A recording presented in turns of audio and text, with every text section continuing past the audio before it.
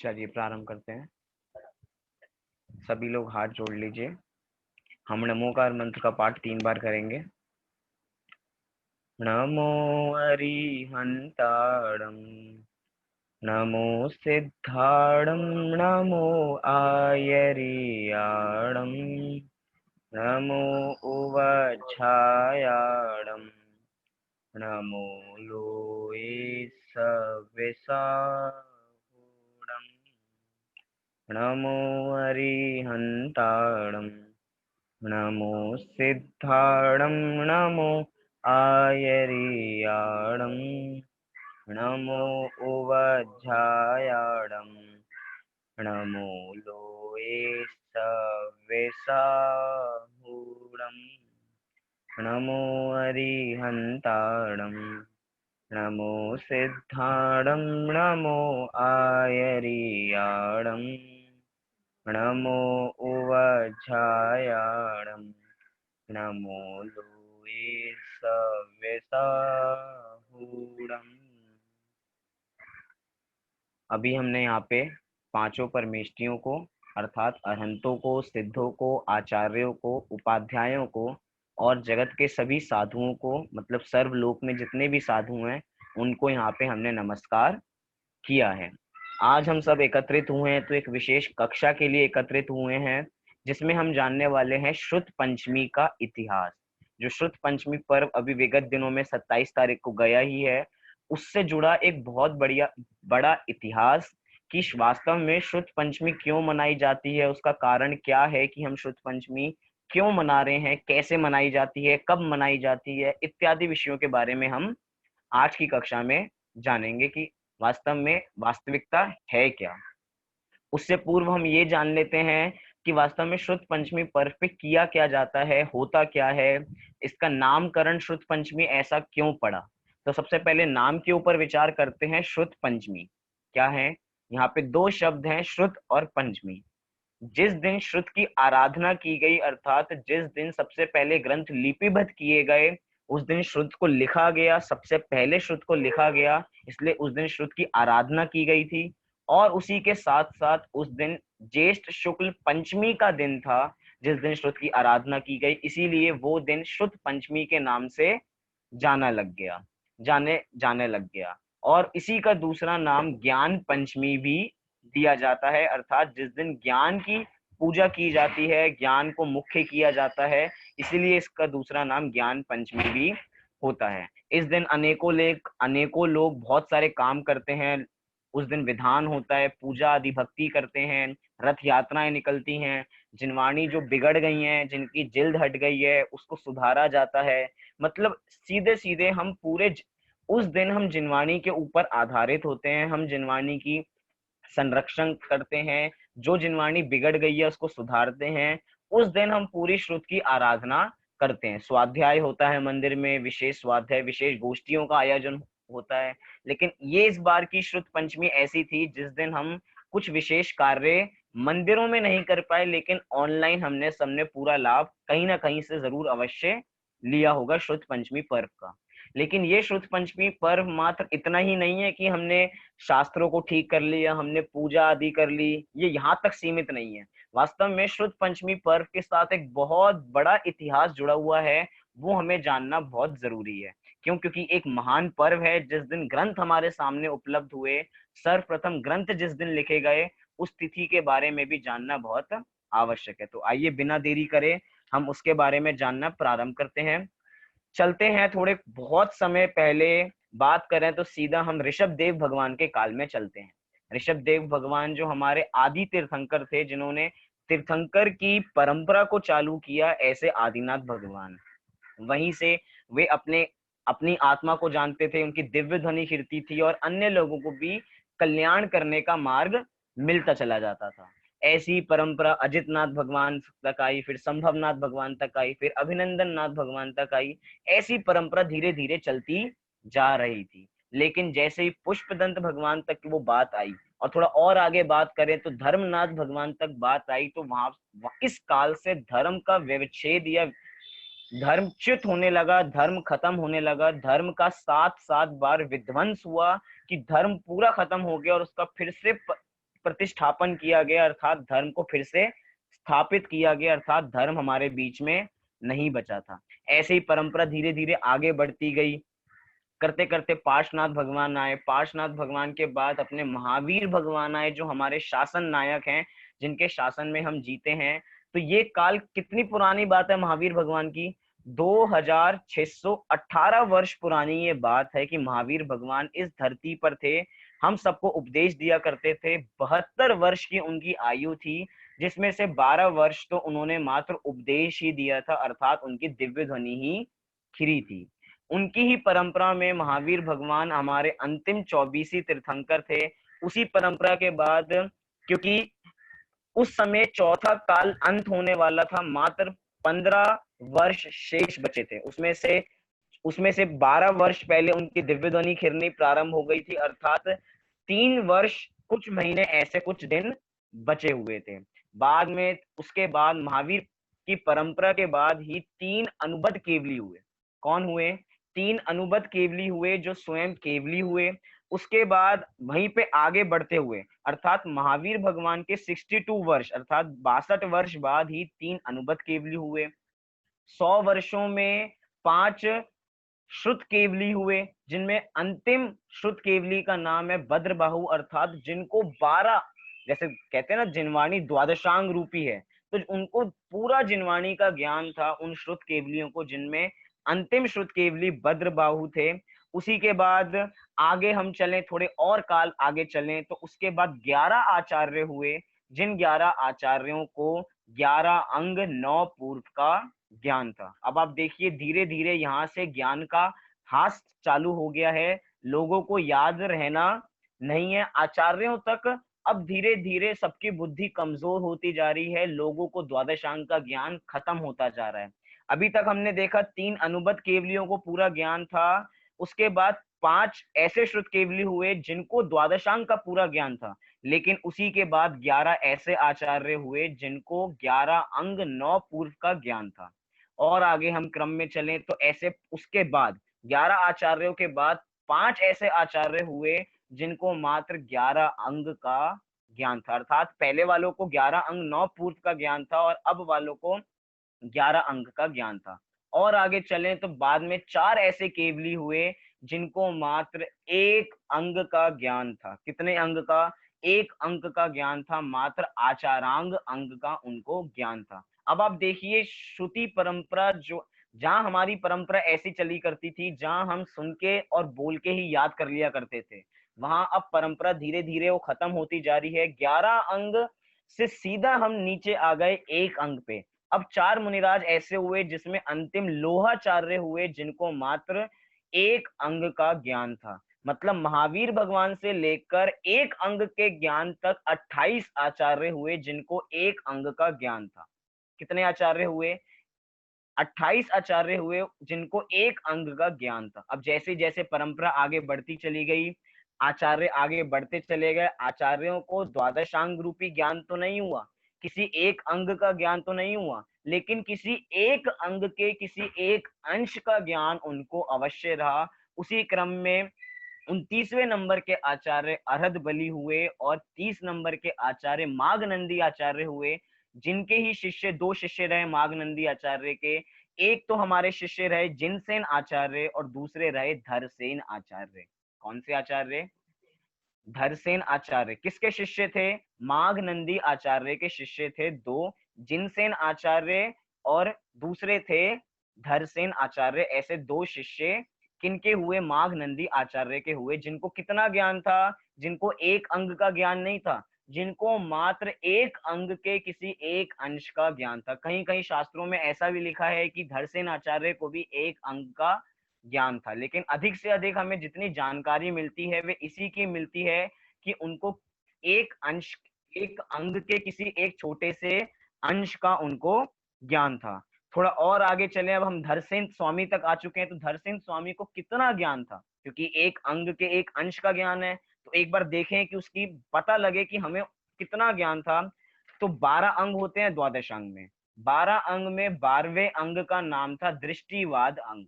क्या? 12वें अंग का नाम था दृष्टिवाद अंग, जिसमें 14 पूर्व थे। उन 14 पूर्वों में से उनको दूसरे पूर्व अगाइनीय पूर्व का भी 5वें चयन लब्धि अधिकार के चौथे प्रावृत अर्थात महाकर्म प्रकृति का ज्ञान था। मतलब कितना कम ज्ञान था। एक अंग में ही इतनी विशाल चीजें आ जाती हैं, उस एक अंग का एक अंश, मतलब कि 14 पूर्व में से द्वितीय पूर्व जिसका अगाइनीय पूर्व नाम है, उसमें से 5वां चयन लब्धि अधिकार, उस 5वें चयन लब्धि अधिकार में भी चौथा महाकर्म महाकर्म प्रकृति प्राभृत अधिकार का ज्ञान धरसेन आचार्य को था। अब यहीं से श्रुत परंपरा को लेखन कार्य का मतलब उसको लिपि करना यहीं से प्रारंभ हो चुका था। अब आप कहानी जानते ही हैं, संक्षेप में मैं आपको कहानी सुनाता हूँ कि ऐसी कैसे चालू हुआ, हम तक जिनवाणी कैसे पहुंची, सबसे पहला ग्रंथ कौन सा लिखा गया। अब हम जानते हैं, हम हमने पूरी परंपरा जान ली, किसको कितना ज्ञान था। धरसेन आचार्य की आयु बहुत वृद्ध हो चुकी थी, वे बहुत बूढ़े थे, उनको अधिक ज्ञान नहीं था, मतलब ज्यादा अंगों का ज्ञान नहीं था, किसी अंग के किसी एक अंश का ही ज्ञान था। तो उनको ऐसा विकल्प आया कि अगर मैं चला जाऊंगा तो मेरे साथ सारा ज्ञान भी चला जाएगा। मतलब उनको श्रुत का ख्याल आया कि श्रुत की रक्षा का कितनी जरूरी है, अगर मैं चला जाऊंगा तो सारा ज्ञान नष्ट हो जाएगा, इसीलिए इसको ट्रांसफर करना चाहिए, इसको लिपिबद्ध करना चाहिए, इसको लिखना चाहिए, अगर लिखेंगे नहीं तो भूल जाएंगे। हमारे साथ ही ऐसा होता है कि हम आपको जो बात बताते हैं, मैं आपसे कल पूछूं तो हम कहते हैं हम तो भूल गए। हम अभी की बात करूं, मैं कहूं कि मैंने 5 मिनट पहले क्या कहा था, मैं आपसे पूछूं, आप कहोगे हम तो भूल गए, आपने क्या कहा था, फिर से बता दीजिए एक बार।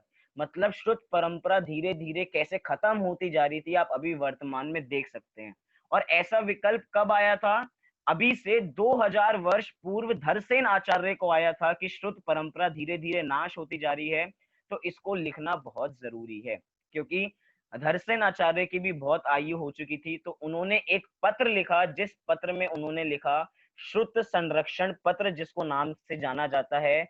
उस समय उन्होंने एक नगरी में वो पत्र भेजा, जिस महिमा नाम की वो नगरी थी, उस नगरी में वो पत्र भेजा जहां पे बहुत सारे मुनिराज एकत्रित हुए थे। 100 योजन में जितने मुनिराज थे, वो किसी ऐतिहासिक कार्य में इकट्ठे होने के लिए सारे मुनिराज एकत्रित हुए थे।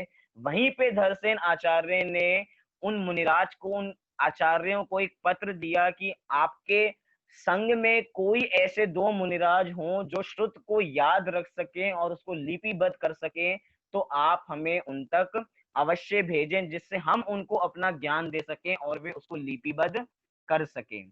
उन्होंने यही पत्र एक छुल्लक जी को दिया। छुल्लक जी उस संघ में गए, उस संघ के जो मेन आचार्य थे अर्थात अरहद बली आचार्य थे। आप अरहद बली आचार्य का नाम सुन चुके हो, 29वें नंबर के आचार्य जो वहां पे थे। उन्होंने 2 शिष्यों को भेजा जिनका नाम था सुबुद्धि और नरवाहन। क्या नाम था? सुबुद्धि, पहले मुनिराज का नाम था सुबुद्धि मुनिराज, और दूसरे मुनिराज का नाम था नरवाहन मुनिराज। मुनिराज जिस जिस दिन धरसेन आचार्य विश्राम कर रहे थे, उसी दिन उनको स्वप्न आया कि सामने से 2 बैल, 2 सफेद बैल सामने से चलते हुए आ रहे हैं। क्यों? क्योंकि धरसेन आचार्य अष्टांग निमित्त के ज्ञानी थे, अर्थात उनको निमित्त ज्ञान था। और जब जब सपने में 2 बैल चलते हुए नजर आते हैं, सफेद बैल चलते हुए नजर आते हैं, अर्थात ये बहुत शुभ लक्षण है, कोई 2 मुनिराज मेरे पास आने वाले हैं, ऐसा उनको विकल्प सपने में ही आ चुका था।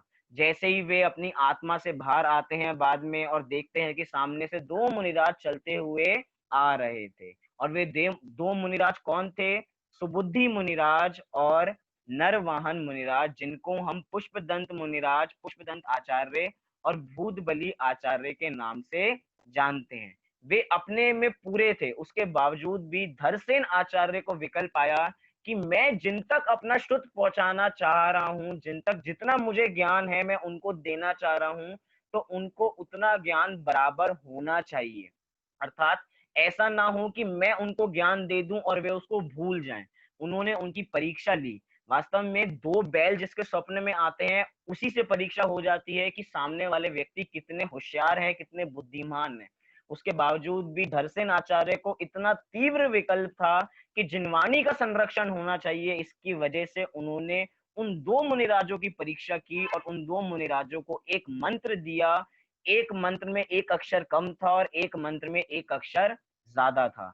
पुष्पदंत मुनिराज को एक ऐसा मंत्र दिया जिसमें एक अक्षर ज्यादा था और भूतबली आचार्य को एक ऐसा मंत्र दिया जिसमें एक अक्षर कम था। उन दोनों को वो मंत्र दिया। मुनिराजों ने 2 दिन का उपवास किया और उसकी तपस्या करने बैठ गए। आचार्य ने पहले ही बता दिया था कि आप इस मंत्र की तपस्या करोगे तो आपके सामने एक सर्वांगीण सुंदर देवियां प्रकट होंगी। और कहा था कि अगर कोई भी समस्या आए मेरे पास भाग के मत आना, उस समस्या का हल खुद ही करना, जो भी समस्या आए। दोनों मुनिराज अपने ध्यान में बैठ गए। वे चले गए गिरनार की टोक पर, गिरनार की वो 5वीं टोक जहाँ पे नेमिनाथ भगवान बैठते, जहाँ पे उन्होंने तपस्या की थी, वहां पे चले गए और उसकी तपस्या करना प्रारंभ कर दी। दोनों ने मंत्र का जाप किया, उपवास भी कर रहे थे। साथ ही साथ जैसे ही मंत्र का जाप खत्म हुआ तो एक मुनिराज के देवी प्रकट हुई जिस देवी की एक आंख कम थी। और एक मुनिराज ने जब तपस्या की तो उस मंत्र की जब तपस्या की तो एक का दांत ज्यादा आया। तो उनको विकल्प आया कि मुनिराज मतलब हमारे आचार्य हमारे गुरुवर ने तो ऐसा कहा था कि सर्वांगीण सुंदर देवियां प्रकट होंगी, और ये कैसी देवियां प्रकट हुई हैं कि एक देवी के एक आंख कम है और एक देवी के एक दांत ज्यादा है। उनको लगा कि कहीं ना कुछ गलती जरूर हो रही है, क्योंकि वो संस्कृत के ज्ञाता थे, वो प्राकृत भाषा के ज्ञाता थे। उन्होंने मंत्र की ओर देखा तो उनको पता लगा कि मंत्र में कुछ ना कुछ गलती है।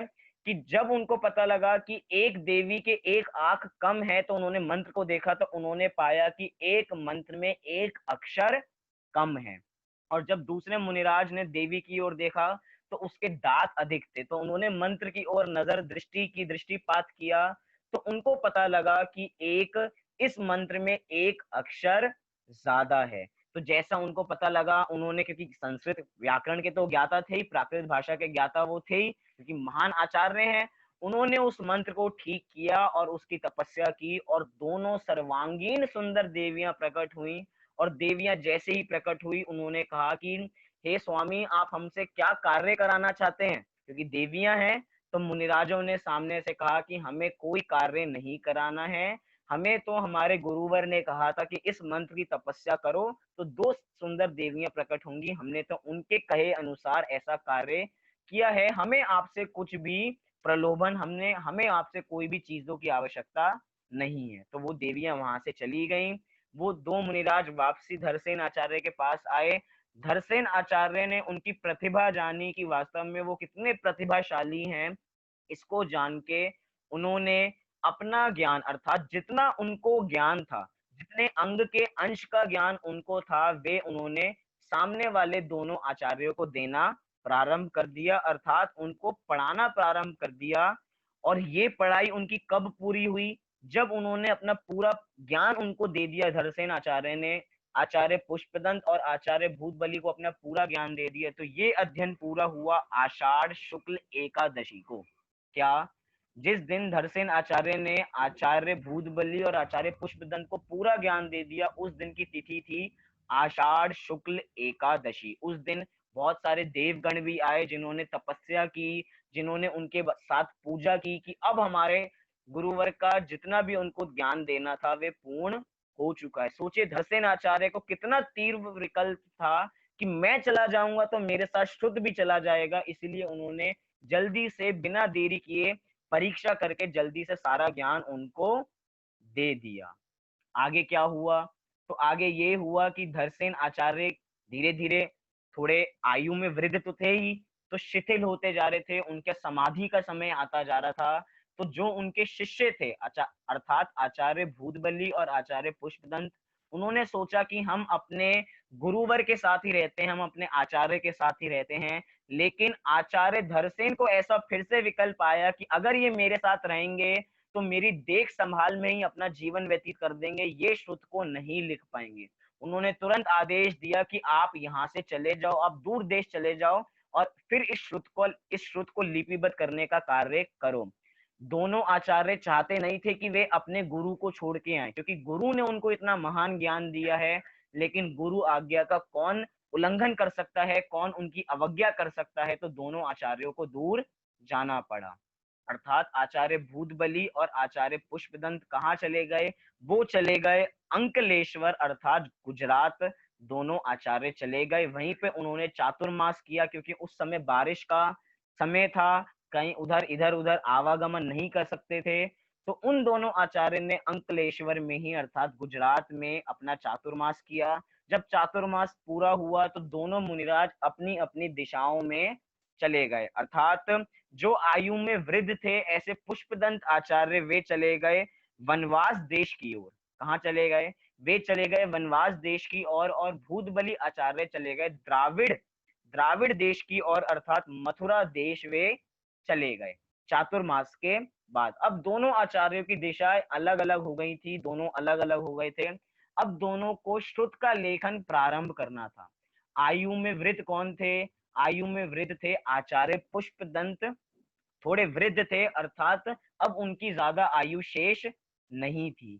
उन्होंने सोचा कि जिन आचार्यों ने हमें इतना सब कुछ दिया है अब हमें उसे लिपिबद्ध करने का समय आ गया है, नहीं तो अगर हम भी चले जाएंगे हमारी आयु भी पूरी हो जाएगी तो ये ज्ञान हमारे साथ ही लुप्त हो जाएगा और ये ज्ञान पंचम काल के जीवों तक नहीं पहुंचेगा। क्यों? क्योंकि हमने देख रखा है कि पंचम काल का काल कितना है, 21,000 वर्ष का पंचम काल होता है। और अभी कितने वर्ष बीते हैं?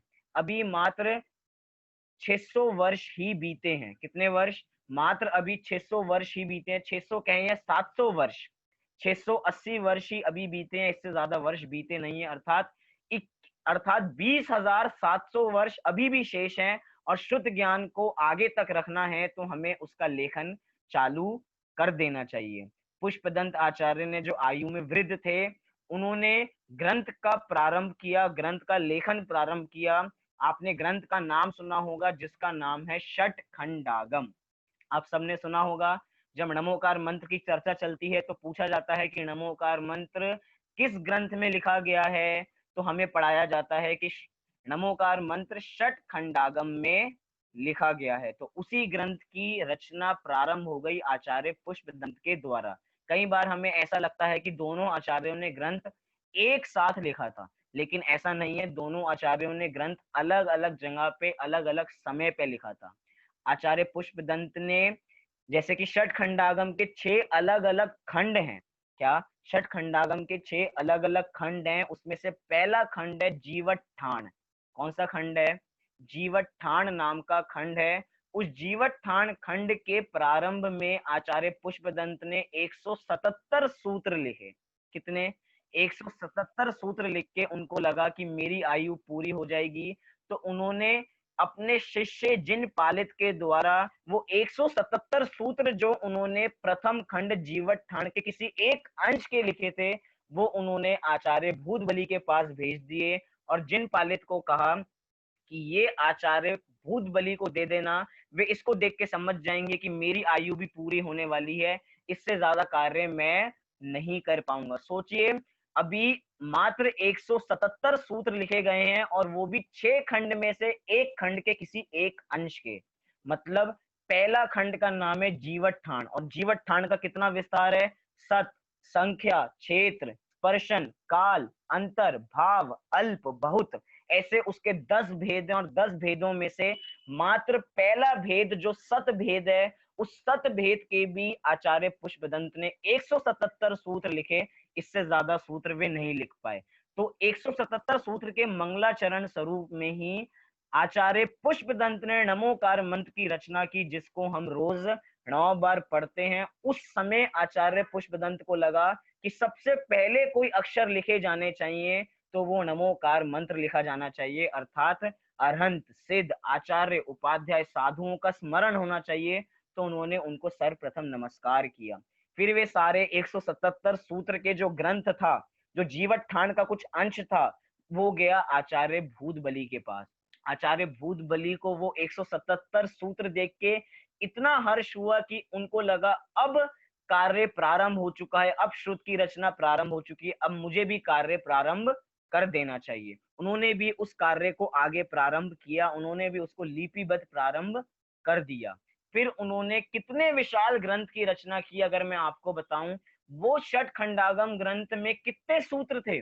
उस पूरे षट खंडागम ग्रंथ में शुरू के 5 खंड की मैं बात करूं, अभी 6 खंड के मैं सूत्र नहीं बता रहा, 5 खंड में 6000 सूत्र लिखे। कितने? 6000 सूत्र आचार्य भूतबली ने पूरे किए 5 खंडों में। और मात्र बात यहीं तक खत्म नहीं हुई, अभी तो छठा खंड लिखा जाना बाकी था। वो छठा खंड इतना विशाल था जो इन 5 खंडों से भी 5 गुना बड़ा था, या कहें कि 4 गुना बड़ा था। अर्थात छठे खंड में आचार्य भूतबली ने 30,000 सूत्रों की रचना की। कितने सूत्रों की? 30,000 सूत्रों की रचना की। मतलब प्रारंभ के 5 खंड, षट खंडागम के प्रारंभ के 5 खंड में मात्र 6,000 सूत्र, और छठे खंड में सीधा 30,000 सूत्र। सोचिए, कल्पना करके देखिए वो सूत्रों की रचना कितनी होगी। और आचार्य पुष्पदंत ने कितना सा लिखा था? 177 सूत्र। 36,000 सूत्रों के सामने 177 सूत्र कितने से हैं? कई बार तो ऐसा सोचिए, कई कई बार ऐसा आचार्य भूतबली को ऐसा विकल्प नहीं आता होगा कि इतना सारे ग्रंथ की रचना तो मैंने की है। और आज पूरा देश छठ खंडागम किसके नाम से जानता है? कि आचार्य पुष्पदंत और आचार्य भूतबली ने लिखा। कभी कभार उनको ऐसा विकल्प आया होगा कि सारा ग्रंथ तो मैंने ही लिखा है। उन्होंने तो मात्र 177 सूत्र लिखे हैं और सारा ग्रंथ मैंने पूरा किया है, तो उनका नाम क्यों लिया जाता है? लेकिन ये हमारे आचार्यों की महानता है कि महान से महान काम करने के बावजूद भी वे अपने नाम की प्रशंसा नहीं करते हैं। आचार्य भूतबली ने कहा कि आचार्य पुष्पदंत का भी बराबर रूप से नाम लेना चाहिए। वास्तव में उनको ऐसा कोई विकल्प नहीं आया। बाद के आचार्यों ने ये पता लगाया कि ये ग्रंथ किसने लिखा है, क्योंकि प्राचीन काल में अपना नाम लिखने का प्रचलन नहीं था। और जिन लोगों ने भी अपना नाम लिखा है वो इस कारण से लिखा है कि ये चीज प्रमाणित लगनी चाहिए, क्योंकि व्यक्ति के नाम से भी कोई चीज प्रमाणित मानी जाती है। अगर नाम नहीं लिखते तो ऐसा लगता पता ही नहीं किसने लिख दिया। इसकी वजह से जहां जहां नाम मिलते हैं तो ऐसा समझना चाहिए कि ये व्यक्ति की प्रामाणिकता बताने के लिए है कि जिस व्यक्ति ने लिखा है वो प्रमाणित है, तो उसकी बातें भी सारी प्रमाणित ही होंगी। तो उन 5 अधिकारों में, 5 खंडों में तो मात्र 6000 सूत्र और बाकी खंडों में 30,000 सूत्रों की रचना की गई। तो टोटल ग्रंथ कितना हो गया? टोटल ग्रंथ हो गया 36,000 सूत्रों का वो ग्रंथ हो गया। उसमें से शुरू के 5 खंड में तो सूत्र थे। क्या? शुरू के 5 खंड में तो सूत्र थे। जैसे हम देखते हैं तत्वार्थ सूत्र में सूत्र हैं, लेकिन वो सूत्र किस भाषा में है? वो सूत्र है संस्कृत भाषा में। लेकिन यहाँ पे सूत्र लिखे गए प्राकृत भाषा में, क्योंकि उस समय की भाषा प्राकृत भाषा थी। तो आचार्यों ने 5 खंडों में वे ग्रंथ के सूत्र लिखे प्राकृत भाषा में, और बाकी जो ग्रंथ है अर्थात वो छठा अधिकार है, उस छठे अधिकार के बारे में उन्होंने विस्तार से लिखा। अर्थात उन्होंने सूत्रों में उसको नहीं निबद्ध किया। क्यों? क्योंकि हम षट खंडागम ग्रंथ के बारे में बातें तो बहुत करते हैं, लेकिन हमें उसका बराबर ज्ञान भी नहीं है कि षट खंडागम में क्या है। आपको पता है षट खंडागम ग्रंथ कोई एक ग्रंथ नहीं है। हम सोचते हो कि षट खंडागम जैसे एक समय सार ग्रंथ होता होगा, वैसे षट खंडागम नाम का ग्रंथ होता होगा। षट खंडागम कोई एक ग्रंथ नहीं है, वे 6 अलग अलग पुस्तकें हैं, 6 अलग अलग अधिकार हैं। उसको एक करके एक ग्रंथ बना दिया गया जिसका नाम षट खंडागम रखा गया। वो 6 अधिकार कौन से हैं? तो आप जल्दी से नाम देखिए। पहले अधिकार का नाम है जीवट ठाण। क्या? पहले अधिकार का नाम है जीवट ठाण। दूसरे अधिकार का नाम है खुदा बंद। क्या? दूसरे अधिकार का नाम है खुदा बंद, जिसको शुभ्र बंद के नाम से भी जाना जाता है। तीसरे बंद का नाम है बंद सामित्य विचय। क्या? तीसरे अधिकार का नाम है, तीसरे खंड का नाम है बंद सामित्य विचय। चौथे अधिकार का नाम है वेदना खंड। पांचवें खंड का नाम है वर्गणा बंद। और छठे अधिकार का नाम है महाबंद अधिकार। छठवें अधिकार का नाम क्या है? महाबंद अधिकार। तो ये 6 खंड हैं, जैसे हम कहते हैं पंच परमागम। तो पंच परमागम कोई ग्रंथ नहीं है। पंच परमागम एक अलग अलग ग्रंथ है। पंच परमागम में 5 ग्रंथ आते हैं: समय सार, प्रवचन सार, नियम सार, अष्टपाहुड़ और पंचास्तिकाय संग्रह। ऐसे ही षट खंडागम में 6 अलग अलग अधिकार हैं, जो ऐसे हैं: जीवट ठाण, खुदा बंद, बंद सामित्य विचय, वेदना, वर्गणा और बाद में महाबंद अधिकार, जो इन आचार्यों के द्वारा रचना की गई। और जिस दिन इस ग्रंथ की रचना पूरी हुई, जिस दिन ये महाबंध अधिकार पूरा हुआ, उस दिन की तिथि थी ज्येष्ठ शुक्ल पंचमी, जिस दिन को हम शुक्ल शुद्ध पंचमी के नाम से जानते हैं। अर्थात ये कितना बड़ा पर्व है, जिस दिन इस ग्रंथ की रचना पूरी हुई, पूरा ग्रंथ लिखा गया, आचार्य धरसेन ने जो विकल्प किया था उस विकल्प की पूर्ति हो गई और 6 अधिकार पूरे के पूरे लिखे गए। मतलब कि श्रुत का जो संरक्षण था वो प्रारंभ हो गया। ऐसा नहीं है कि पहले लोगों को लिखना नहीं आता था, लोगों को लिखना तो पहले भी आता था। उस दिन सबसे पहले जिनवाणी को लिपिबद्ध किया, इसीलिए श्रुत पंचमी के नाम से वो दिन जाना जाता है। क्योंकि आचार्य धरसेन ने लिखवाने से पहले अर्थात ज्ञान देने से पहले एक दूसरे संघ में महिमा नाम की नगरी में एक पत्र भी भेजा था। अब वो पत्र लिख के ही भेजा होगा, मतलब लोगों को लिखना आता था, लोगों को अ ई उ का ज्ञान बराबर था, लोगों का पत्र व्यवहार पूरा चला करता था। लेकिन अभी तक जिनवाणी प्रॉपर रूप से लिपिबद्ध नहीं हुई थी। ये समय था जिस समय जिनवाणी सबसे पहली बार लिपिबद्ध हुई। आचार्य पुष्पदंत और आचार्य भूतबली ने ये काम पूरा किया और उन्हीं के नाम से, या कहें कि उन्हीं के उपकार की वजह से आज हमें इतने महान ग्रंथ हमारे बीच में उपलब्ध होते हैं। यहीं से प्रथम श्रुत स्कंद की रचना भी प्रारंभ हो गई। आपने सुना होगा कि श्रुत स्कंद के 2 भेद होते हैं, प्रथम श्रुत स्कंद और द्वितीय श्रुत स्कंद। तो प्रथम श्रुत स्कंद में तो कर्मों का वर्णन था, या कहें कि करना नियोग प्रधान था, या कर्म शैली का मुख्य रूप से वर्णन उसमें किया गया था, जिसके अंदर सबसे पहला ग्रंथ हम देखते हैं षट खंडागम। उसी काल में एक और समकालीन एक और आचार्य हुए थे, आचार्य गुणधर। क्या नाम था उनका? आचार्य गुणधर आचार्य थे। उन्होंने भी एक ग्रंथ की रचना की थी जिसका नाम था कसाय पाहुड़। क्या नाम था? कसाय पाहुड़। उनको भी अंग के अंश का ज्ञान था, उसी के माध्यम से उनको पेज दोष पाहुड़, क्या पेज दोष पाहुड़ इसका ज्ञान था, उसी के माध्यम से उन्होंने इस ग्रंथ की रचना की। पेज दोष पाहुड़ में 5,000 पद थे। उन 5,000 पदों का संक्षेपीकरण करके आचार्य गुणधर ने 180 गाथाओं का एक ग्रंथ लिखा जिसका नाम था कसाय पाहुड़। वास्तव में ये षट खंडागम से पहले लिखा गया था। बहुत ध्यान से सुनिए, नए नए तथ्य आपको हो सकता है जानने को मिले। षट खंडागम से पहले कसाय पाहुड़ लिखा जा चुका था, लेकिन वो बहुत कम गाथाओं का था, 180 गाथाओं का था। उसके सामने 36,000 सूत्र, दोनों का डिफरेंस बहुत है, इसलिए ज्यादा नाम षट खंडागम को मिला और यहीं से शुद्ध परंपरा हमारी चालू हो जाती है। यहीं पे हमारी श्रुत परंपरा खत्म नहीं हुई है। अभी तो प्रथम श्रुत स्कंद हुआ है जहां पे इन आचार्यों ने टीका लिखी है। अभी तो इन इस षट खंडागम पे भी अनेक अनेक टीकाएं लिखी गई हैं।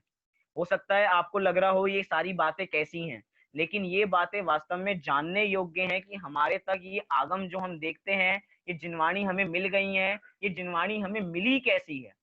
आसानी से नहीं मिली है। आज के जमाने में देखें तो आज के जमाने में प्रिंटिंग प्रेस है, एक बार में कहते हैं तो हजारों किताबें छप जाती हैं। लेकिन उस समय में प्रिंटिंग प्रेस नहीं हुआ करती थी। अगर हमें कहा जाए कि हमें एक पेज लिखना है कि हमारे जीवन के बारे में, छोटा सा आपको निबंध लिखना है हमारे जीवन के बारे में, तो हम लिखते हैं और उस पेज को फाड़ देते हैं और फिर एक बार फिर से लिखते हैं। कहें कि हमें कविता लिखनी है तो एक कविता लिखने में 100 पेज खराब कर देते हैं। लेकिन उस समय में इतने पेज उपलब्ध नहीं हुआ करते थे। लोगों को, मुनिराजों को, आचार्यों को ताड़ पत्रों पे लिखना पड़ता था।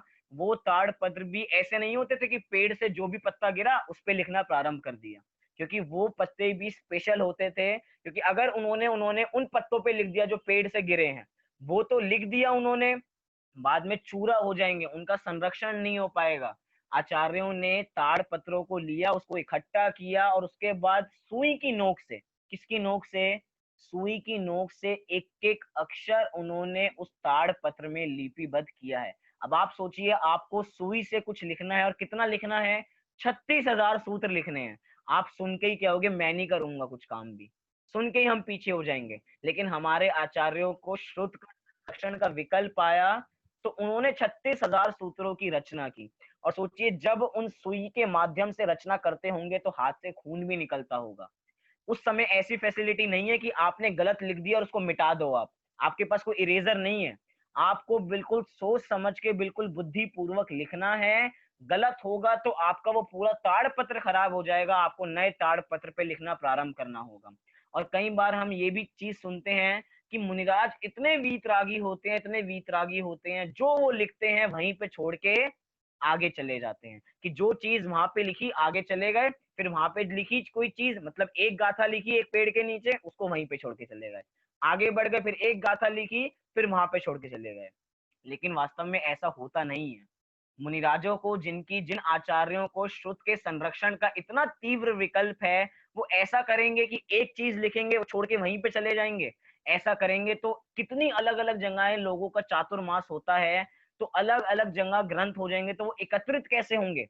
तो आचार्यों को ऐसा विकल्प भी होता है, क्योंकि उनके साथ साथ अनेक श्रावक गण भी चलते हैं। वो श्रावक गण उन शास्त्रों की रक्षा करते हुए चलते हैं, क्योंकि आचार्य इतनी मेहनत से लिख रहे हैं, आचार्य हम लोगों के लिए ही लिख रहे हैं। आचार्यों को तो उसका बराबर ज्ञान है, वे इतनी मेहनत क्यों कर रहे हैं, उनको आपके लिए, आपके लिए मोक्ष का मार्ग रुक ना जाए, आपका मोक्ष का मार्ग चलता रहे, उसके तीव्र विकल्प के लिए मुनिराज लिख रहे हैं। तो ऐसा भी असावधानी नहीं बरतते थे, कहीं पे एक गाथा लिखी और छोड़ के चले गए। नहीं तो आज आज के समय में हमें कोई ग्रंथ उपलब्ध नहीं हो पाते। मतलब मुनिराजों को भी ऐसा विकल्प होता है कि जहां पे लिखा है उसको पूरा लिखेंगे। हम बहुत सारे देखते हैं, वीरसेन स्वामी ने धवला टीका लिखी, अभी उसकी बात करेंगे हमने। धवला टीका के 16 अधिकार लिखे, अर्थात 16 पुस्तक है धवला की।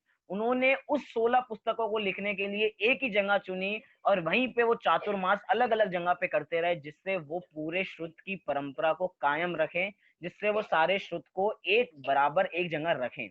मतलब आचार्यों को भी ऐसा विकल्प आता ही है। आइए थोड़े इसके बारे में, टीकाओं के बारे में बात करते हैं। टीकाएं क्या होती हैं? टीकाएं होती है कमेंट्री। क्या? जो ग्रंथ हमें लिख दिया, जो ग्रंथ आचार्यों ने लिख दिया है, अब उसकी कमेंट्री की जा रही है। तो कमेंट्री भी इन पे बहुत की गई। कौन सी कमेंट्री की गई, आइए देखते हैं इसके बारे में। षट खंडागम ग्रंथ, जो उसमें 6 खंड हैं, उसमें अनेक टीकाएं लिखी गई। उसमें सर्वप्रथम ग्रंथ आचार्य कुंद कुंद देव ने लिखा। कौन सा ग्रंथ लिखा? आचार्य कुंद कुंद देव ने सर्वप्रथम टीका लिखी, जिसका नाम था परिकर्म नाम की टीका। वो परिकर्म नाम की टीका 3 खंडों पे आधारित थी। मतलब षट खंडागम में 6 खंड है, तो 6 खंडों में से मात्र 3 खंडों पे आचार्य कुंद कुंद ने सबसे पहले टीका लिखी, जिसका नाम परिकर्म था। उसके बाद एक आचार्य श्याम कुंड हुए। कौन से आचार्य? आचार्य श्याम कुंड हुए, जिन्होंने 5 खंडों पे टीका लिखी। मतलब बहुत कम आचार्य हुए हैं जिन्होंने 6 खंडों पे टीका लिखी हो। क्यों? क्योंकि 5 खंडों पे टीका लिखनी बहुत सरल है, क्योंकि उसमें 6000 सूत्र ही हैं। लेकिन जैसे 5वां खंड को देखते हैं तो 30,000 सूत्र का इतना विशाल है। तो अनेक आचार्यों ने मात्र 5 खंडों पे ही टीका लिखी है। उसी में मैं सारी आपको जो नाम बता रहा हूँ काल के अनुसार ही हैं। तो सबसे पहले आचार्य कुंद कुंद देव, फिर बाद में आचार्य श्याम कुंड हुए, जिन्होंने 5 खंडों पे टीका लिखी। उसके बाद आचार्य तुमलूर, क्या है आचार्य का नाम? आचार्य का नाम तुमलूर आचार्य हुए, जिन्होंने 6 खंडों पे टीका लिखी। सर्वप्रथम बार जिन्होंने 6 खंडों पे टीका लिखी। उसके बाद महान कली काल सर्वज्ञ, जिनको हम जानते हैं, ऐसे समंद्रभद्र स्वामी हुए, जिन्होंने 5 खंडों पे टीका लिखी, जिसका नाम गंधहस्ती महाभाष्य है। और वो गंधहस्ती महाभाष्य आज उपलब्ध नहीं है। उस गंधहस्ती महाभाष्य का कुछ छोटा सा अंश, जिसका मंगलाचरण देवागम स्त्रोत है, उस देवागम स्त्रोत में 118 कारिकाएं हैं, वो हमें उपलब्ध है, लेकिन हमें पूरा ग्रंथ उपलब्ध नहीं है। और आगे चले तो आचार्य वप्पदेव हुए, वप्पदेव गुरु ने 6 खंडों पे, अर्थात षट खंडागम के 6 खंडों पे टीका लिखी, कमेंट्री की उन्होंने। और आगे बात चले तो आगे वीरसेन स्वामी हुए, जिन्होंने धवला नामक जो प्रसिद्ध टीका है वो लिखी, और उन्होंने 5 खंडों पे, उन्होंने भी छठे खंड पे टीका नहीं लिखी। वास्तव में छठे खंड पे टीका लिखने की आवश्यकता ही नहीं थी। छठा खंड जो आचार्य पुष्पदंत और आचार्य भूतबली ने लिखा था, मुख्य रूप से आचार्य भूतबली ने लिखा था, वे अपने में खुद से ही इतना विस्तार था कि उसको किसी और विस्तार की आवश्यकता नहीं थी। इसलिए आचार्य वीरसेन स्वामी ने जो 7वीं-8वीं शताब्दी में हुए हैं, उन्होंने धवला नाम की टीका लिखी, 5 खंडों पे टीका लिखी। और कितनी टीका लिखी, कल्पना कर सकते हैं आप? 16 पुस्तकें। कितनी पुस्तक? 16 पुस्तकें एक षट खंडागम ग्रंथ पे लिखी। 16 पुस्तकें क्या होती हैं? पुस्तकें ऐसी नहीं कि इतनी छोटी छोटी पुस्तकें हों, वो इतनी मोटी मोटी पुस्तकें। कितनी? इतनी मोटी मोटी पुस्तकें, ऐसे कितनी? एक नहीं, दो नहीं, तीन नहीं, चार नहीं, 16 पुस्तकें आचार्य वीरसेन स्वामी ने लिखी। सोचिए, उन आचार्य वीरसेन स्वामी का आज हमें वो धवला टीका उपलब्ध है, तो आज हमें वीरसेन स्वामी का कितना बहुमान आना चाहिए कि सबसे पहले तो उन्होंने अनेक शास्त्रों का अध्ययन किया होगा, उन्होंने पहले षट खंडागम ग्रंथ को पढ़ा होगा, उस पढ़ने के बाद उस ग्रंथ को लिखा होगा, पूर्वापर विरोध देखा होगा, कहीं विरोध तो नहीं आ रहा है, सब कुछ सही है। और आज हम धवला टीका देखते हैं जिसमें एक भी मिस्टेक नहीं है, कुछ भी मिस्टेक नहीं है। वास्तव में धवला टीका को जैन धर्म का सुप्रीम कोर्ट कहा जाता है। क्या कहा जाता है? जैन धर्म का कोई सुप्रीम कोर्ट है तो वो धवला ग्रंथ है। आपको कोई भी परेशानी आए, आप धवला ग्रंथ को देखिए। धवला ग्रंथ में अगर बात ऐसी मिलती है तो सही है, कहीं और मिलती है तो उसको एक बार को अप्रमाणित मान लिया जाता है, लेकिन धवला ग्रंथ में अगर वो बात लिखी है तो सच्ची मानी जाती है, क्योंकि वीरसेन स्वामी की प्रामाणिकता इतनी थी। कितना लिखा उन्होंने? 72,000 श्लोक प्रमाण टीका लिखी उन्होंने। कितनी? 72,000 श्लोक प्रमाण। आप लोग सोच रहे होंगे 72,000 श्लोक लिखे होंगे, लेकिन ये एक गणना है कि हम ग्रंथों को कैसे गिनते हैं। एक श्लोक में कितने अक्षर होते हैं? हम बोलते हैं, मंगलाचरण करते हैं, मंगलम भगवान वीरो मंगलम गौतमो गणी मंगलम कुंद कुंद आद्यो जैन धर्मोस्तु मंगलम। ये जो हमने मंगलाचरण किया, ये एक अनुष्टुप छंद है, ये एक श्लोक छंद है। इसमें कितने अक्षर हैं? इसमें 32 अक्षर हैं, अर्थात एक एक पद में 8-8 अक्षर हैं। मंगलम भगवान वीरों में 8 अक्षर, मंगलम गौतमो गणी में 8 अक्षर, ऐसे कितने अक्षर हो गए? ऐसे 32 अक्षर हो गए, और 32 अक्षर का एक श्लोक होता है। तो कितना लिखा? 72,000 श्लोक प्रमाण टीका लिखी। और वो 72,000 श्लोक प्रमाण टीका, अर्थात 72,000 इंटू 32 करेंगे तो हमें ग्रंथ की प्रमाणिकता पता लगेगी, ग्रंथ के बारे में पता लगेगा कि ग्रंथ कितना विशाल था। वो एक ही आचार्य ने लिखा था। अभी तक एक एक वीरसेन स्वामी ही एक ऐसे आचार्य हुए हैं, या पूरी जितना भी साहित्य चलता है वही एक ऐसे आचार्य हैं जिन्होंने पूरा, अर्थात जितना भी लिखा है उन्होंने ही इतना लिखा है, अर्थात इससे ज्यादा किसी ने नहीं लिखा है। हम लौकिक में देखते हैं महाभारत, महाभारत की एक पुस्तक है, महाभारत को कहा जाता है कि वो 1,00,000 श्लोक प्रमाण है।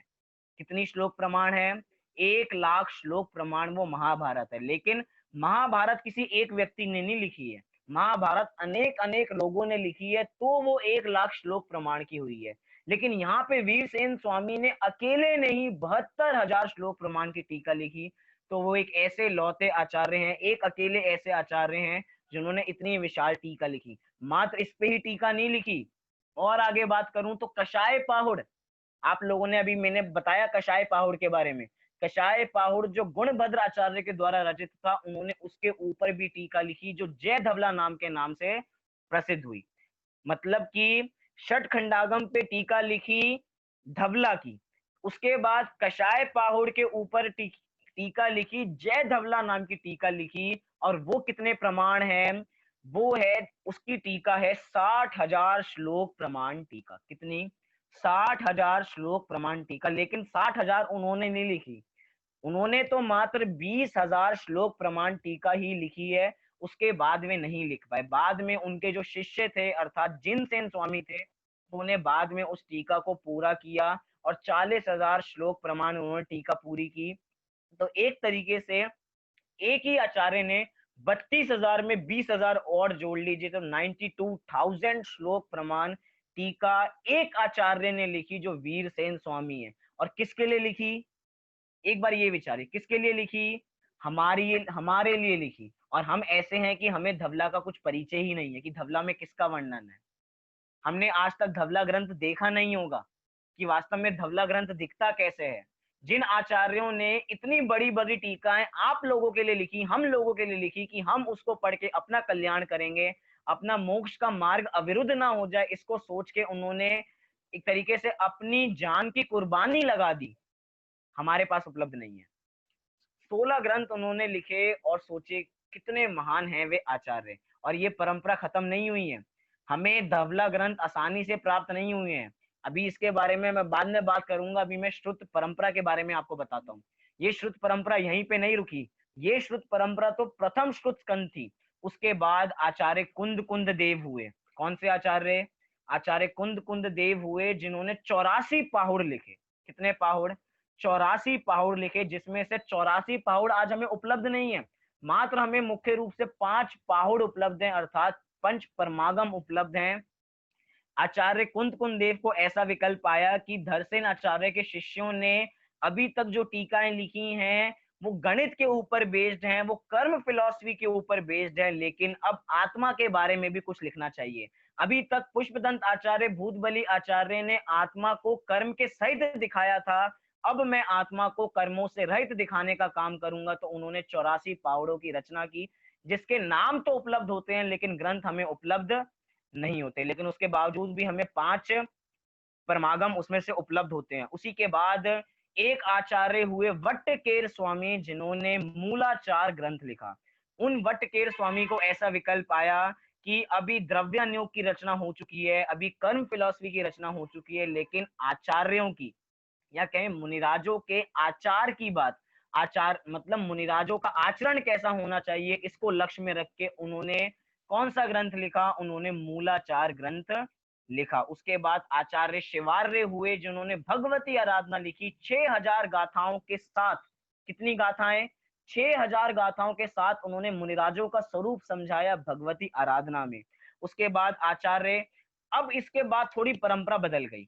अब आचार्यों ने एक नई फील्ड चुनी, या कहें कि नए काम, नए तरीके से काम चालू किया। उन्होंने पुराण साहित्य पे काम किया, अर्थात उन्होंने प्रथमा नियोग के ग्रंथों की रचना प्रारंभ कर दी। अर्थात उसके अंदर आचार्य जिनसेन स्वामी हुए, आचार्य रवि सेन स्वामी हुए, ऐसे अनेक आचार्य हुए जिन्होंने प्रथमा नियोग पे काम किया, जिसका हम ग्रंथ देखते हैं। हम देखते हैं पद्म पुराण, हम देखते हैं आदि पुराण, हम देखते हैं महापुराण। ये सब क्या है? हम देखते हैं 24 तीर्थंकर पुराण, एक एक अलग अलग पुराण। अब आचार्यों ने प्रथमा नियोग के ग्रंथों की भी रचना प्रारंभ कर दी। उसी के बीच में एक आचार्य हुए, आचार्य उमा स्वामी, जिनको लगा कि अभी तक ग्रंथ प्राकृत भाषा में लिखे जा रहे हैं। कौन सी भाषा में?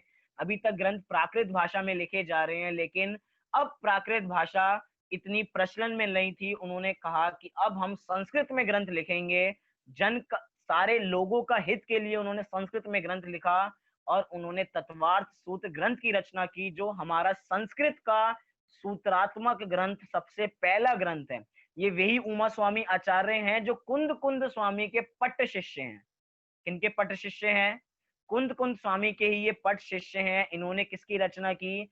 इन्होंने अपने तत्वार्थ सूत्र की रचना की, जिसमें 10 अध्याय हैं। और ये ग्रंथ ऐसा है, जैसे अन्य ग्रंथों में एक एक ग्रंथ अपने धर्म को रिप्रेजेंट करता है। जैसे कि हम हिंदुओं में चले जाए तो गीता रिप्रेजेंट करती है, हम मुसलमानों में चले जाएं तो उनकी कुरान है, हम ईसाइयों में चली जाएं तो उनकी बाइबल है। ऐसे ही जैन धर्म को कोई रिप्रेजेंट करने वाला है, आपसे कोई पूछे कि आपका जैन धर्म में, आपके जैन धर्म को कौन सा ग्रंथ रिप्रेजेंट कर सकता है, तो आप निसंकोच होके कह सकते हैं हमारे जैन धर्म को रिप्रेजेंट करने वाला ग्रंथ तत्वार्थ सूत्र ग्रंथ है। उस तत्वार्थ सूत्र ग्रंथ में 357 सूत्र हैं। कितने सूत्र? 357 सूत्र होते हुए भी उसमें जैन धर्म का कोई भी व्यक्ति उस तत्वार्थ सूत्र ग्रंथ को पढ़ के ही जैन धर्म का पूरा मर्म जान सकता है। और आगे बात चलें तो फिर से एक कलिकाल सर्वज्ञ हुए, जिनका नाम समंद्रभद्र आचार्य देव हुआ, अर्थात समंद्रभद्र। आप लोगों ने नाम सुना होगा। अभी तक हमने मुनिराजों का आचार देखा, अर्थात मुनिराजों के आचरण पे ग्रंथ लिखे जा चुके थे, लेकिन समंद्रभद्र आचार्य को ऐसा लगा कि अभी श्रावकों के आचार पे ग्रंथ लिखना बचा है। तो उन्होंने उस विकल्प की पूर्ति की, और उन्होंने कौन सा ग्रंथ लिख दिया? उन्होंने रत्नगण शाक्ताचार ग्रंथ लिख दिया। समंद्रभद्र आचार्य ने मात्र केवल इतना ही काम नहीं किया है, समंद्रभद्र आचार्य देव के उन्होंने मेन रूप से उन्होंने स्तुति साहित्य को बढ़ा बढ़ावा दिया है। समंद्रभद्र आचार्य देव को आदि स्तुतिकार के नाम से जाना जाता है। किस नाम से? आदि स्तुतिकार, अर्थात स्तुति करने किसी ने सिखाई है तो आचार्य भद्र देव ने सिखाई है। एक स्तुति ऐसी होती है जिसमें भगवान का गुणानुवाद किया जाता है, लेकिन यहाँ पे समंत आचार्य ने स्तुति साहित्य में भगवान का गुणानुवाद नहीं किया। उन्होंने भगवान की परीक्षा की, क्या कि भगवान कैसे होते हैं, जिसका नाम आप्त परीक्षा पड़ गया। क्या? आप्त परीक्षा पड़ गया। और एक ग्रंथ ऐसा है जिसमें भगवान के उन्होंने न्याय ग्रंथों की स्थापना की। किसकी? न्याय ग्रंथों की स्थापना की, अर्थात जो जैन न्याय है अपना। एक तो लौकिक न्याय चलता है, अलग का लॉ चलता है, लेकिन एक जैन न्याय है, उस जैन न्याय की स्थापना करने वाले भी आचार्य समंत थे। और अब क्या था, अब तो शास्त्रों की जैसे झड़ियां लग गई थी, अब शास्त्र लिखे जाने लग गए थे, हजारों ग्रंथ लिखे गए। उसी के बाद एक उस उन इन्हीं ग्रंथों पे अनेक टीकाएं लिखी गई, अनेक वार्तिक लिखे गए, अनेक भाष्य लिखे गए। इसी के बीच में एक अकलंग देव हुए जिन्होंने न्याय ग्रंथों को, कहे कि न्याय ग्रंथों की जिन्होंने नींव रखी, अकलंग देव ने, जिन्होंने बड़े बड़े ग्रंथ लिखे जैसे राजवार्तिक। राजवार्तिक ग्रंथ तत्वार्थ सूत्र की ही टीकाएं हैं। आज तक जितनी भी, एकमात्र एक ऐसा ग्रंथ है जिसपे सबसे ज्यादा टीकाएं लिखी गई हैं, वो है तत्वार्थ सूत्र ग्रंथ। उस तत्वार्थ सूत्र ग्रंथ पे कितनी टीकाएं लिखी गई हैं कि आज भी वे परंपरा रुकने को नाम नहीं लेती है, कि आज भी अनेक लोग उस ग्रंथ पे टीका लिखते हैं।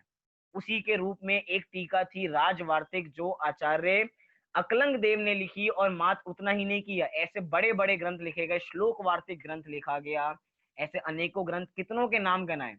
मतलब कि ग्रंथों की, ग्रंथ लिखे जाने लग गए। मतलब कि एक बार कोई कार्य प्रारंभ होना चाहिए, जैसे ही वो कार्य प्रारंभ हो जाता है, फिर तो लोग उसको बढ़ावा देना प्रारंभ कर देते हैं। अनेक लोगों ने अनेक चीजें लिखना प्रारंभ कर दी थी।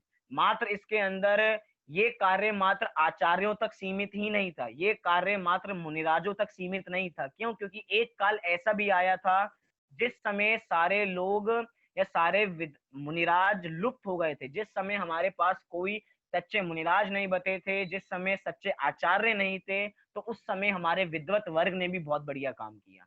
उस विद्वत वर्ग में हम बनारसी दास जी को याद ना करें तो ऐसा नहीं हो सकता। उस समय बनारसी दास जी हुए, जो पहले खुद जैन नहीं थे लेकिन अन्य ग्रंथों की रचना किया करते थे, श्रृंगार के ऊपर लिखा करते थे। उन्होंने अपनी एक फेमस कृति को गोमती नदी में बहा दिया, जब उनको पता लगा कि जैन धर्म में ही सार है और किसी धर्म में सार नहीं है। उसके बाद उन्होंने अनेक ग्रंथों की रचना की, जैसे हम पढ़ते हैं नाटक समय सार।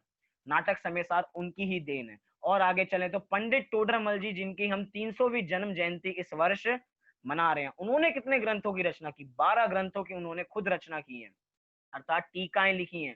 खुद एक मौलिक ग्रंथ लिख लिया जिसका नाम मोक्ष मार्ग प्रकाशक ग्रंथ है। वास्तव में अभी तक ऐसे लोग तो बहुत हुए थे जो ग्रंथों पे टीकाएं लिखते थे, ग्रंथों पे कमेंट्री किया करते थे, या ग्रंथों पे भाष्य लिखा करते थे, लेकिन ये पंडित टोडरमल जी एक ऐसे महान विद्वान हुए हैं जिन्होंने एक स्वतंत्र ग्रंथ ही लिख डाला, अर्थात अनेक ग्रंथों का सार एक ग्रंथ में भर दिया जिसका नाम मोक्ष मार्ग प्रकाशक है। ऐसे कितने ग्रंथ लिखे? ऐसे अनेक ग्रंथ लिखे, 12 ग्रंथ, जिसमें एक ग्रंथ है रहस्यपूर्ण चिट्ठी। वास्तव में वो रहस्यपूर्ण चिट्ठी तो एक पत्र है, वो 16 पृष्ठीय एक पत्र है, लेकिन उस 16 पृष्ठीय पत्र ने आत्म अवलोकन कराने में इतना कार्यकारी है, वो 16 पृष्ठीय पत्र की उसने आज एक ग्रंथ का आकार ले लिया है। और अगर हमें उसको पढ़ना है तो मोक्ष मार्ग प्रकाशक जी के पीछे वो हमेशा आपको मिलेगा। आप रहस्यपूर्ण चिट्ठी का भी अध्ययन कर सकते हैं कि आत्मा तक कैसा पहुंचा जाए। इसके अंदर पंडित टोडरमल जी ने भी बहुत बढ़िया काम किया है। काम यहीं तक नहीं रुका, पंडित दौलत राम जी, पंडित, बाद में हम देखें वो जो जयचंद जी छाबड़ा, जयचंद जी छाबड़ा को याद ना करें तो ऐसा कैसे काम हो सकता है। जयचंद जी छाबड़ा तक बात पहुंची कि मोक्ष मार्ग प्रकाशक ग्रंथ अधूरा है तो आप पूरा कर दीजिए। तो जयचंद जी छाबड़ा ने कहा कि मैं किसी ग्रंथ की टीका तो लिख सकता हूं, लेकिन मैं किसी ग्रंथ को पूरा नहीं कर सकता। लेकिन उसके बावजूद भी उन्होंने अनेक वचनिकाएं लिखी। हम जितनी भी वचनिकाएं देखते हैं, सर्वार्थ सिद्धि ग्रंथ देखा होगा हमने, उस सर्वार्थ सिद्धि की वचनिका लिखी, सर्वार्थ सिद्धि वचनिका। ऐसे अनेक बड़े से बड़े, महान से महान ग्रंथों की विद्वानों ने भी टीकाएं लिखी हैं। और आज हम इतनी सारी परंपरा की बात कर रहे हैं, तो इस परंपरा में हम 20वीं सदी के एक अधिक अजूबे की बात ना करें, जो पूज्य गुरुदेव श्री थे, जिन्होंने जैन दर्शन को, या कहें जिस समय जैन दर्शन डूबने वाला था, कि जैन दर्शन को कोई पढ़ने वाला नहीं था। जिस समय समय सार ग्रंथ मात्र दर्शन मात्र की वस्तु थी, उन्होंने जन जन का हार बना दिया उन पूज्य गुरुदेव श्री ने, जिन्होंने 45 वर्ष तक समय सार पे प्रवचन किया। 19 बार के प्रवचन तो हमें मिलते हैं। सोचिए 19 बार के प्रवचन रिकॉर्ड किए गए हैं, और सोचिए उतनी बार कितनी बार पहले प्रवचन किए होंगे, और प्रवचन ही नहीं किए होंगे, कितनी बार उसका स्वाध्याय किया होगा। इसका हमें विचारना चाहिए कि ये परंपरा आगे अभी भी चलती जा रही है। हमें जितने अभी नई नई कृतियां मिलती हैं, उसमें किसकी बात है? उसमें कोई हमारी बात नहीं है, उसमें हम कोई बात नहीं कर रहे, हम आचार्यों की बात कर रहे हैं। अब हम अपना मंगलाचरण करते हैं तो हम कहते हैं मंगलम भगवान वीरो मंगलम गौतमो गणी।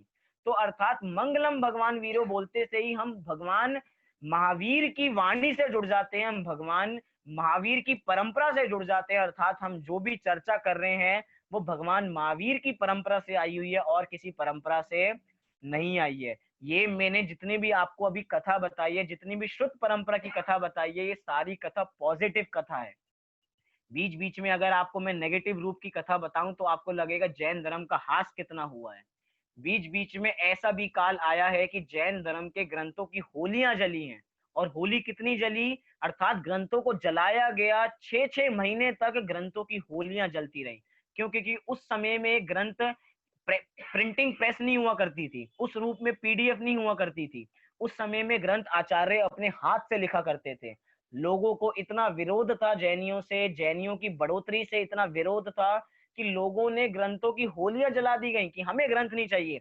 लोग अपने जो ब्राह्मण लोग हुआ करते थे, घर में आग चूल्हा जलाना होता था, ग्रंथों के पेज लिया करते थे, ताड़पत्र लिया करते थे, और उसके माध्यम से आग जला के अपना खाना पकाया करते थे। इतना हास हुआ है। ये तो मात्र इन ग्रंथों की बात कर रहे हैं जो हमारी आत्मा में कार्यकारी हैं। हमारे जैन आचार्यों ने ऐसे भी ग्रंथ लिखे हैं जैसे जैन आयुर्वेद, जैन ज्योतिष।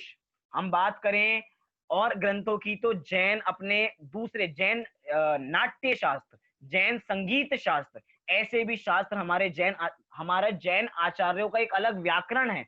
जैसा एक व्याकरण हम देखते हैं पाणिनि का व्याकरण, एक पाणिनि का व्याकरण है अष्टाध्यायी के रूप में। तो एक व्याकरण हमारे जैन आचार्यों ने भी लिखा है जो हमारे जैन ग्रंथों पे अप्लाई होता है। लेकिन आज ये सब हमें नहीं मिलते हैं। क्यों? क्योंकि इनकी एक ही प्रतिलिपि थी और उसको जला दिया गया, हमारे पास उपलब्ध ही नहीं हो पाई। लेकिन हमारा पुण्य का उदय इतना है कि इतना जाने के बावजूद भी हमारे पास अपनी आत्मा के कल्याण करने के लिए पूरा माल हमारे पास उपलब्ध है। अब हमारी गलती होगी अगर हमारा गलत होगा कि अगर हम उस साहित्य को अपने ऊपर प्रयोग नहीं करें तो। श्रुत पंचमी को मनाने की सार्थकता क्या है? श्रुत पंचमी को मनाने की सार्थकता ये है कि हम उस श्रुत को अपने कंठ में धारण करें। क्या? श्रुत पंचमी को, जैसे कि हम ग्रंथ को छपवा देंगे, हम ग्रंथ की पीडीएफ बना देंगे, लेकिन जब तक उसको कोई पढ़ने वाला नहीं होगा तो वो छपे के छपे रह जाएंगे। हो सकता है बहुत लोग आइडिया देते हों कि हम ग्रंथों को, जो एक ग्रंथ हैं, इनको इंटरनेशनल लाइब्रेरीज में पहुंचा दें, क्योंकि इंटरनेशनल जो लाइब्रेरीज होती हैं उनका संरक्षण का तरीका अलग होता है। तो हो सकता है आज कोई ना पढ़ रहा हो, लेकिन कोई भविष्य में उसको पढ़े तो उसको जैन साहित्य उपलब्ध हो पाए। हम सब कुछ कर देंगे, लेकिन उसके बावजूद भी अगर पढ़ने वाला कोई नहीं होगा तो वो किसके लिए लिखी गई हैं? हमारे लिए लिखी गई हैं। कोई उसका औचित्य नहीं बचेगा। इसीलिए कहा जाता है कि हम जैन साहित्य का जितनी बारीकी से अध्ययन कर सकते हैं हम उतना अध्ययन करें। आचार्यों ने मात्र अपने विकल्प की पूर्ति के लिए ग्रंथों की रचना नहीं की, हमें उन पे दया आई, उनको करुणा भाव आया कि बाद में 20,300 वर्ष अभी भी शेष हैं। अगर श्रुत परंपरा को आगे कायम नहीं रखा गया, श्रुत को लिपिबद्ध नहीं किया गया, तो भविष्य के जीवों का क्या होगा? भविष्य के जीवों को कुछ मिलने ही नहीं वाला है। मैं आपसे पूछता हूँ कि मैंने 5 मिनट पहले क्या कहा था, आप बता सकते हैं? आप जितना मैंने पहले की बात की थी आप बता सकते हैं? आधे लोग कहेंगे हम कुछ नहीं बता सकते, हमें फिर से सुनना पड़ेगा, हमें नोट्स बनाने पड़ेंगे, एक एक बात को बताना पड़ेगा। देखिए बहुत बार ऐसा कहा जाता है जितना आपने सुना है उसका 50% ही आप लोग ग्रहण कर पाते हैं, और 50% का जब मैं आपसे पूछूंगा तो आप 25% ही मुझे बता पाएंगे। क्या? मैंने आपको 100% बताया तो 100% में 50% ही आप अपने दिमाग में स्टोर कर पाते हैं, उससे ज्यादा तो ऊपर उड़ जाता है। उस 50% में से जब पूछेंगे तो 25% बता पाएंगे। मतलब हमारी बुद्धि कितनी कमजोर होती जा रही है, मतलब उस उन धरसेन आचार्य का उस समय का विकल्प कितना सार्थक है कि उनको ऐसा विकल्प आया कि बुद्धि का ह्रास होता जा रहा है, बुद्धि खत्म होती जा रही है, शयोपशम लोगों में कुछ नहीं बचा है, हमें ग्रंथों को लिपिबद्ध करना चाहिए, लिपिबद्ध नहीं करेंगे तो आज हम इन जैन साहित्य को नहीं पढ़ पाएंगे, आज हम अपनी आत्मा को जान नहीं पाएंगे। हम देखते हैं कि पंचम काल के अंत तक भी सच्चे मुनि होने वाले हैं। वे सच्चे मुनि कैसे होने वाले हैं? वे इन ग्रंथों का अध्ययन करेंगे, ग्रंथों के बारे में से अपनी आत्मा का स्वरूप जानेंगे और अपनी आत्मा का स्वरूप जान के अपना आत्म कल्याण करेंगे, और सच्चे भावलिंगी संत पंचम काल के अंत में भी होंगे जो छठे काल का प्रारंभ करेंगे। कैसे काम होगा? मतलब कि पंचम काल की ध्वजा जो हमारे हाथ में है, ये पंचम काल की ध्वजा कोई पंचम काल के तत्व ज्ञान को हमें पहुंचाना है पंचम काल के अंत तक। ये कोई मेन आचार्यों का काम नहीं है, ये कोई पर्टिकुलर विशेष का काम नहीं है कि किसी स्पेसिफिक पर्सन ने डेरा उठाया है कि मैं पंचम काल के अंत तक उसको जिनवाणी को आगे लेके जाऊंगा। वास्तव में ये चीज ट्रांसफर, मतलब कि इसको ट्रांसफर करना चाहिए। जो ज्ञान हमें उपलब्ध है वो ज्ञान हमें आगे देना चाहिए, वो ज्ञान हमें आगे देना चाहिए। बहुत बढ़िया बात थोड़े दिन पहले जब आदरणीय दादा के दिन में प्रवचन आ रहे थे, बहुत बढ़िया उन्होंने बात कही थी। उन्होंने उदाहरण दिया था कि एक पिता का पुत्र उपकार कैसे उतार सकता है, मतलब कि एक पिता का पुत्र उपकार कैसे उतारेगा, कैसे उतारेगा? अपने पिता की सेवा करके कोई पुत्र अपने पिता का उद्धार नहीं कर सकता। वो अपना पुत्र उत्पन्न करेगा, उसका कल्याण करेगा तो उसके पिताजी का उद्धार हो जाएगा। ऐसे ये जिनवाणी माता है, ये जिनवाणी माता में हम भविष्य के लोगों को अर्थात अपनी नेक्स्ट पीढ़ी को इसको पहुंचाएंगे तो इस ये जो जिनवाणी है वो जयवंत रहेगी। कि जिनवाणी माता जो जयवंत वर्ते, हम ऐसे नारे लगाते हैं, वो जयवंत जब तक हम ट्रांसफर नहीं करेंगे तब तक वे काम होने वाला नहीं है। तभी कहा जाता है कि जैन ग्रंथों का अध्ययन कभी भी बंद नहीं होना चाहिए। शुद्ध पंचमी तो होती एक दिन की है, क्या? शुद्ध पंचमी होती एक दिन की है, इसका ये मतलब नहीं है कि शुद्ध की आराधना एक ही दिन करनी चाहिए या शुद्ध को पढ़ना एक ही दिन पढ़ना चाहिए। शुद्ध को हमेशा पढ़ना चाहिए, आचार्यों ने हर समय पढ़ा है तो आचार्य ही हमारे लिए मार्गदर्शक हैं, उनका ही हमें अनुकरण करना चाहिए, जैसा उन्होंने किया है वैसे ही हमें करना चाहिए। अभी थोड़ी सी कथा और बची है लेकिन हमारा समय पूरा हो गया है। मेरा मन तो है वो 15 मिनट की कथा ही है, अगर आप लोग अभी बैठते हैं तो 15 मिनट की कथा मैं और आपको बताना चाहूंगा, अगर आप लोगों की हाँ होगी तो, क्योंकि बहुत लोगों को आकुलता होने लग जाती है क्योंकि 1 घंटा हो गया, सीधा घड़ी पे दृष्टि जाती है। चलिए, लोगों का अभी भी उदासीन चेहरे दिखाई दे रहे हैं, वो कोश देख रहे हैं कि सामने वाले हाँ करेंगे तो हम हाँ कर देंगे। चलिए चलिए, आप ना करो या हाँ करो, मैंने तो मन में ठान ही ली है कि मैं आपको कथा सुना के ही रहूंगा, और आप लोगों ने भी ठान ली कि आप भी कथा सुनेंगे ही सुनेंगे। चलिए बहुत बढ़िया, संडे का दिन है, वैसे भी कुछ काम नहीं है, लॉकडाउन आगे बढ़ते ही रहते हैं, अब तो आदत सी हो चुकी है हम लोगों को, तो इतनी कोई बात नहीं है। चलिए हम थोड़ा इतिहास धवला ग्रंथों का भी देखते हैं। क्या हमारे सामने जो ये टीकाएं उपलब्ध हुई हैं, अर्थात षट खंडागम की जो वीरसेन स्वामी ने 72,000 श्लोक प्रमाण जो टीका आज हमें उपलब्ध होती है, हम सबके पास उपलब्ध है लेकिन हमने आज तक देखी नहीं है, वो ग्रंथ हमारे सामने आए कैसे? वास्तव में इसकी बहुत बड़ी स्टोरी है, लेकिन उसको संक्षेप में मैं आपको सुनाता हूँ कि वास्तव में धवलादिक ग्रंथ हम तक कैसे पहुंचे। ये धवला ग्रंथ हमारे हिंदी भाषा में उपलब्ध नहीं थे, ये धवला ग्रंथ प्राकृत भाषा में उपलब्ध थे, प्राकृत भाषा नहीं सॉरी, कन्नड़ भाषा में उपलब्ध थे। वो भी कन्नड़ कौन सी, पुनारी पुरानी वाली कन्नड़ी भाषा में उपलब्ध थे, आज हमारे पास उपलब्ध नहीं थे। और कहाँ उपलब्ध थे? मूड बद्री में उपलब्ध थे।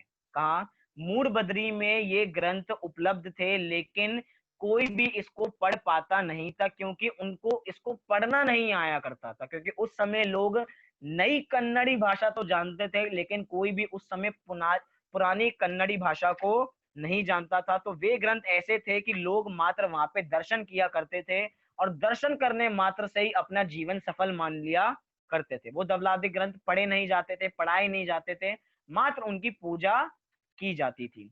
तो उस समय बहुत सारी संघ निकलते थे, बहुत सारी यात्राएं निकलती थी। तो उस समय एक मुंबई के एक बहुत बढ़िया सेठ, क्या मुंबई के एक सेठ जो स्वर्गीय है, माणिक्य चंद जी जेपी, क्या नाम है उनका, माणिक्य चंद जी जेपी, वो मुंबई के एक स्वर्गीय सेठ, वे एक यात्रा संघ निकाल के लेके गए कि हम पूरे तीर्थ क्षेत्रों की यात्रा करेंगे। उसी तीर्थ यात्रा के बीच में वे मूड बद्री पहुंचे।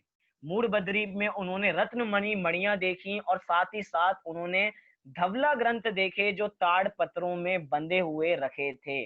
जितना बहुमान उनको रत्नमणि मणियों का आया, उतना ही बहुमान उनको उन ताड़ पत्रों का भी आया। उनको ये बहुमान आया कि ये ताड़ पत्र दिन पे दिन जीर्ण शीर्ण होते जा रहे हैं, इसको कोई पढ़ने वाला नहीं है। उन्होंने वहां के भट्टारकों से बात की, क्योंकि उस समय भट्टारकों का समय था, अर्थात यहाँ से अभी से मैं 135 वर्ष पूर्व की बात कर रहा हूँ। कितने समय पूर्व की? 135 वर्ष पूर्व। मतलब ये धवलादिक ग्रंथ हमें ज्यादा पहले उपलब्ध नहीं हुए, 135 वर्ष पहले ही हमें उपलब्ध हुए हैं।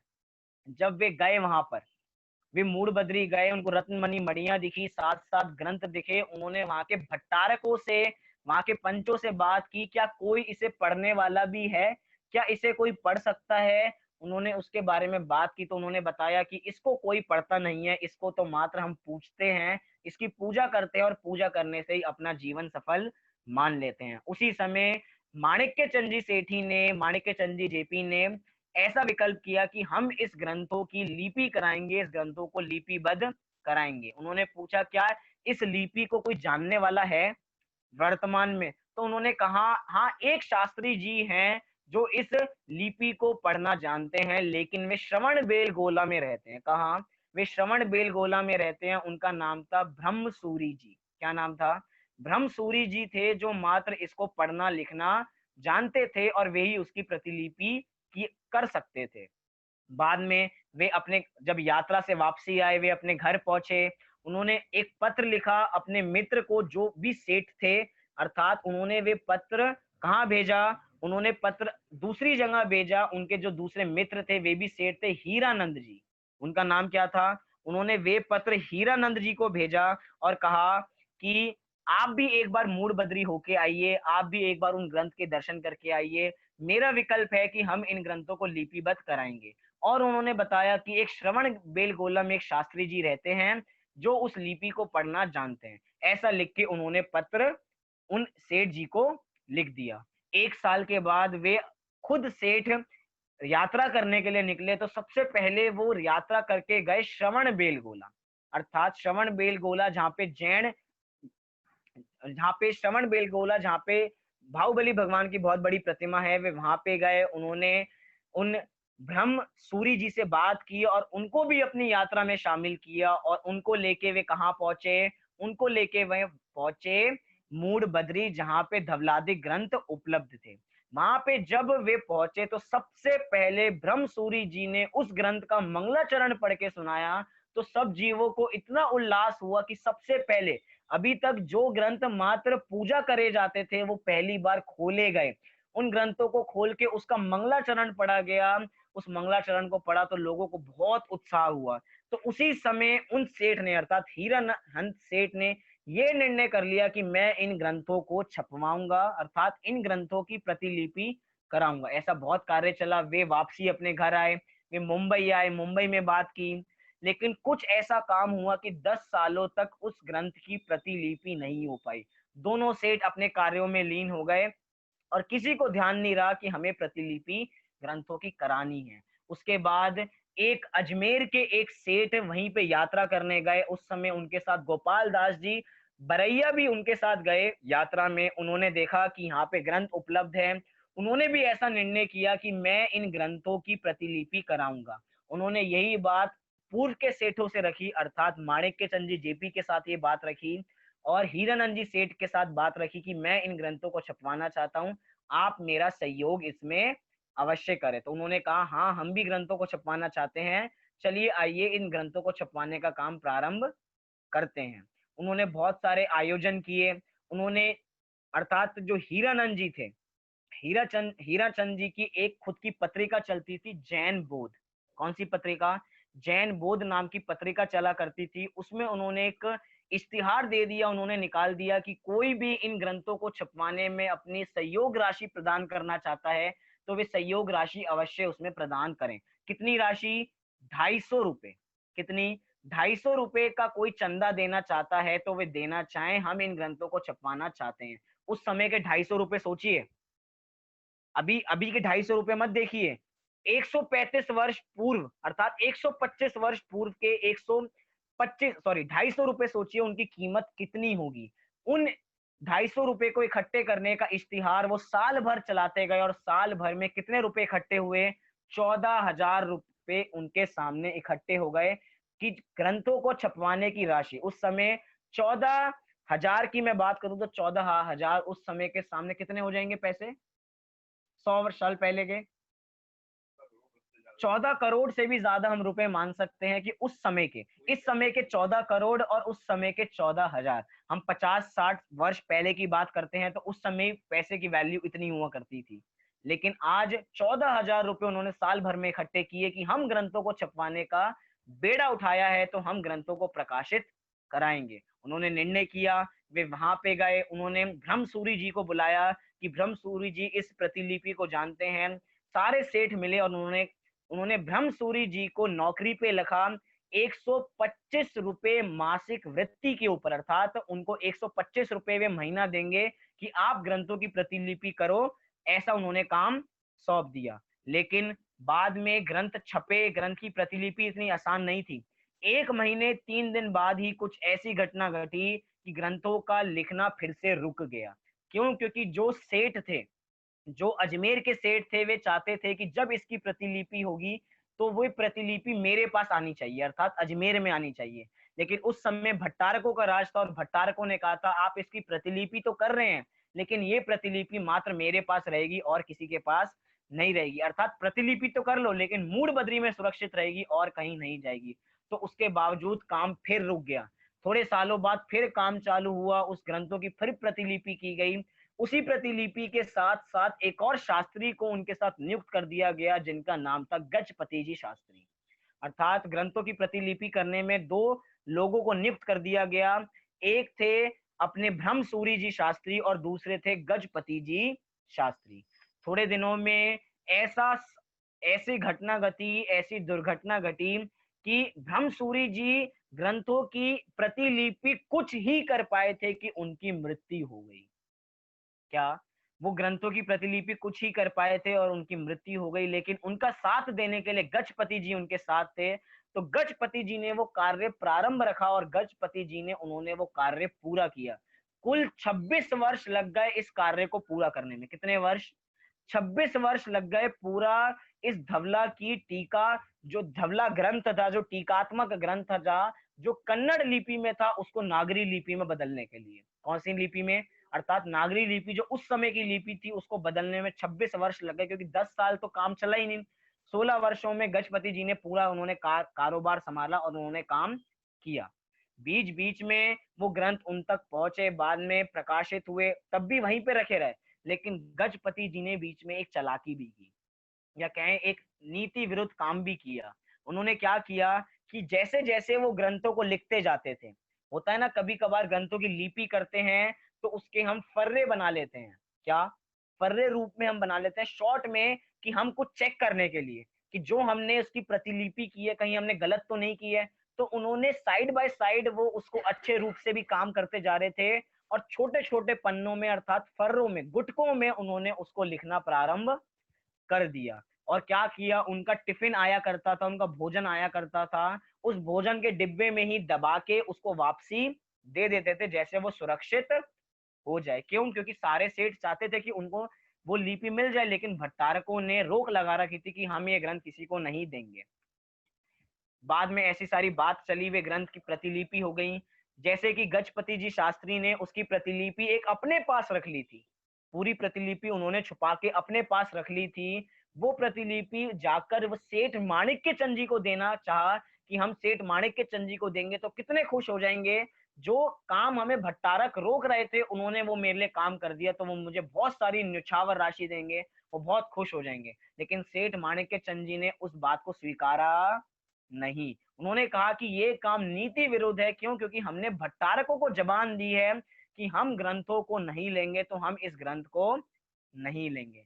उन्होंने ग्रंथों को नहीं लिया। साथ ही साथ उन्होंने अपने मित्र को भी पत्र लिख दिया, हीरानंद जी को भी, कि आपके पास गजपति जी शास्त्री आए, वो आपको ग्रंथ देने का प्रलोभन दे तो आप ग्रंथ मत लेना। क्यों? क्योंकि ये अनीति पूर्वक काम है, हम इसमें साथ नहीं देंगे। लेकिन गजपति जी का ऐसा कार्य था या उनका बहुमान था कि वे वहां से सारंगपुर चले गए और एक सारंगपुर के एक सेठ को वो प्रतिलिपि दे दी। क्या? गजपति जी शास्त्री ने वो धवला की जो प्रतिलिपि थी वे उनको सौंप दी, उन सारंगपुर के एक सेठ जी को।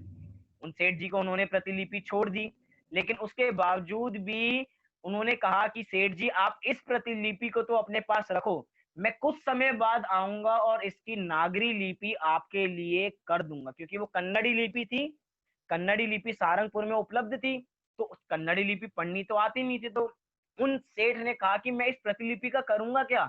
तो गजपति जी ने ऐसा आश्वासन दिया कि कुछ नहीं होता, आप कुछ नहीं कर सकते, मैं थोड़े समय बाद आऊंगा और इसकी प्रतिलिपि आपके लिए कर दूंगा नागरी भाषा में। सारंगपुर के सेठ बहुत खुश हो गए, उन्होंने मंदिर में विराजमान किया, उसकी पूजा करना प्रारंभ की। लेकिन कुछ समय बाद ऐसी खबर आई कि गजपति जी के पुत्र बीमार हो गए, उनकी पत्नी बीमार हो गई और कुछ समय बाद उनका भी देहांत हो गया। मतलब उनका जो विकल्प था कि उस ग्रंथ की हम प्रतिलिपि नागरी लिपि में कराएंगे, वो विकल्प विकल्प ही बना रह गया, उस ग्रंथ की प्रतिलिपि नहीं हो पाई। लेकिन ग्रंथ तो अब बाहर आ चुका था। जो ग्रंथ अभी तक मूड बद्री में था, जो कभी पढ़ा नहीं जाता था, अब वो ग्रंथ जगह जगह पहुंच चुका है। उसी ग्रंथ को सारंगपुर के सेठ ने किसी और को दिया कि आप इसकी प्रतिलिपि करके दीजिए, दो शास्त्रियों को दिया, उन दो शास्त्रियों की प्रतिलिपि की और वो आज प्रतिलिपि हर जगह उपलब्ध है। हमारे दिल्ली में भी उपलब्ध है, सागर में भी उपलब्ध है, मतलब अन्य जगहों पे भी वे टीकाएं उसके ग्रंथ उपलब्ध हैं। लेकिन उसके बावजूद भी उसके पढ़ने वाले कोई नहीं है। ये तो देखिए, इतना सब कुछ हुआ लेकिन उसके बावजूद भी उस धवला टीका को पढ़ने वाला कोई नहीं है।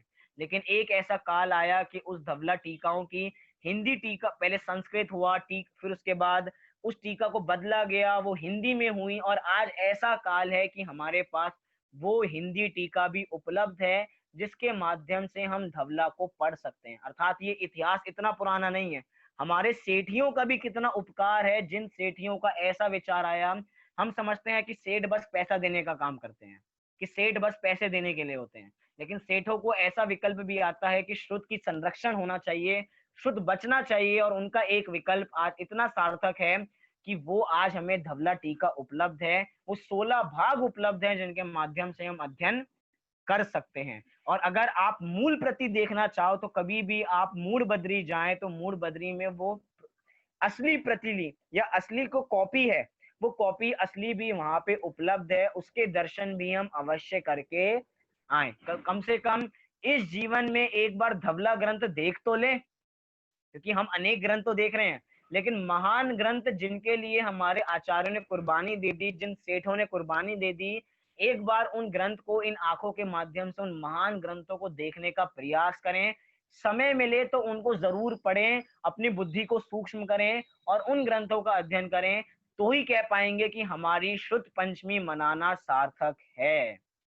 मतलब कथा ये बहुत बड़ी थी, बहुत बातें थी, लेकिन बहुत संक्षेप में बताने का प्रयास किया कि कितनी रोक आई। ग्रंथों को छपाना मुश्किल था, ग्रंथों को प्रकाशित करना मुश्किल था, ग्रंथ बाहर आ गए उसके बावजूद भी कोई पढ़ने वाला नहीं था। लेकिन आज इतनी सुख सुविधाएं उपलब्ध हैं, उसके बावजूद भी पढ़ने वाला कोई नहीं है। मतलब कि जिस समय कोई सुविधा नहीं थी उस समय पढ़ने वाले उपलब्ध थे, जिस समय सारी सुविधाएं उपलब्ध हैं उस समय कोई पढ़ने वाला नहीं है। ये कैसा काल है वास्तव में। हमारा होनहार है, हमारी पुण्य का उदय है कि हमारी शास्त्रों को समझने में बुद्धि लगती है, हमें शास्त्र सुनने अच्छे लगते हैं। नहीं तो ऐसे अनेकों लोग हैं जिनको शास्त्र सुनने रुचिकर नहीं लगते, जो कहते हैं कि ये तो आउट ऑफ डेट बात है, पुरानी बातें क्यों कर रहे हो, आज हम नए जमाने के लोग हैं। लेकिन ये जैन धर्म की बात आउट ऑफ डेट नहीं, ये अप टू डेट है। हमारे भगवान की वाणी कभी भी आउट ऑफ डेट नहीं होती, हमेशा अप टू डेट रहती है। जो उन्होंने कहा है वो ऐसा ही होगा, जो शास्त्रों में लिखा है वे आज हम अपने ऊपर अप्लाई करें तो हमें पता लगे कि शास्त्रों में कितना मर्म भरा हुआ है। तो वास्तव में बातें बहुत है, मैं बोलता जाऊंगा, क्योंकि श्रुत पंचमी की कथा इतिहास ही इतना बड़ा है, उस इतिहास को कितना दोहराया जाए वो कम है। अभी हमें 1.5 घंटा लगभग होने वाला है श्रुत पंचमी के इतिहास को जानने का। तो ज्येष्ठ शुक्ल पंचमी का वो 27 तारीख को दिन था जिस दिन शुद्ध की आराधना की गई। उस समय पंचमी का दिन था, तो उस दिन का नाम पड़ गया शुद्ध पंचमी। तो हम सब लोग उसकी आराधना करें, उसको पढ़ें, अपने कंठ में बसाएं, कंठ में बसा के हृदय में उतारें, हृदय में उतार के उसको उसको हृदयंगम करके उसको आत्मा में लगाएं, तो ही हमारा शुद्ध पंचमी पर्व मनाना सार्थक होगा। तो हम सब शुद्ध पंचमी पर्व को सार्थक मनाएं। इसी मंगल भावना से मैं अभी की बात को पूरी करता हूँ। आप लोगों के कोई प्रश्न हो तो आप अभी पूछ सकते हैं, क्योंकि ये प्रवचन नहीं है, कक्षा है। मतलब जिन ग्रंथों की हमें महिमा नहीं आती है, मैं इसके माध्यम से बस इतनी बात है कि हमें आज वर्तमान सुविधाओं की जितनी महिमा नहीं आती है, उस समय जब उपलब्ध नहीं थे उनकी महिमा कितनी थी। आपको कोई प्रश्न हो तो आप पूछ सकते हैं। चलिए, आपको इतिहास जानने में मजा तो आया, शुद्ध पंचमी का इतिहास। कुछ आपको नई चीज जरूर मिली होंगी इसके संबंध में कि ग्रंथ हमारे बीच में कैसे आए, कितना बड़ा था। लेकिन एक बार शुद्ध पंचमी पर्व को मनाने के लिए कम से कम धवला ग्रंथ के दर्शन तो करें, एक बार खोल के तो देखें, पढ़ने में बुद्धि लगा के देखें, पढ़ने में बहुत मजा आएगा, आनंद आएगा। तो हम उन ग्रंथों का अध्ययन करें। इसी मंगल भावना से अभी की बात को पूरी करता हूँ। कल से जो हमारी सुबह की कक्षा लगती है, क्योंकि हमने भक्तांबर ग्रंथ तो पूरा हो गया, हमारा भक्तांबर काव्य तो पूरा हमारे सुबह की कक्षाओं में हो चुका है। अब हम कल से क्या करेंगे, क्योंकि लॉकडाउन तो आगे बढ़ता ही जा रहा है। कल से हम षटलेश्याओं के बारे में, जो षटलेश्याएं होती हैं उनका स्वरूप समझने का प्रयास करेंगे कि षटलेश्या क्या होती हैं, हमारी कौन सी लेश्या है, हमारे कैसे परिणाम हैं। इन सब बारों में हम कल विचार करेंगे। इतना भी हमने विचारा है कि षटलेश्या के बारे में देखेंगे, तो इसके बारे में हम कल चर्चा करेंगे। अभी पंकज जी अपना माइक खोलना चाह रहे हैं, आप खोल सकते हैं अपना माइक। अच्छा, एक सेकेंड।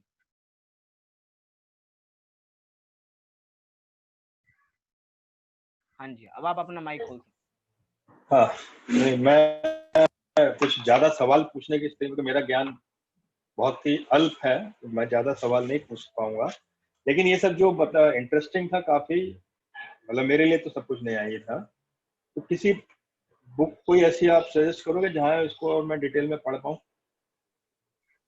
अगर आपके पास कसाय पाहुड़ हो, आपके पास षट खंडागम ग्रंथ की छोटी छोटी पुस्तकें इंटरनेट पे प्रकाशित ढूंढूंगा होती मैं। हैं।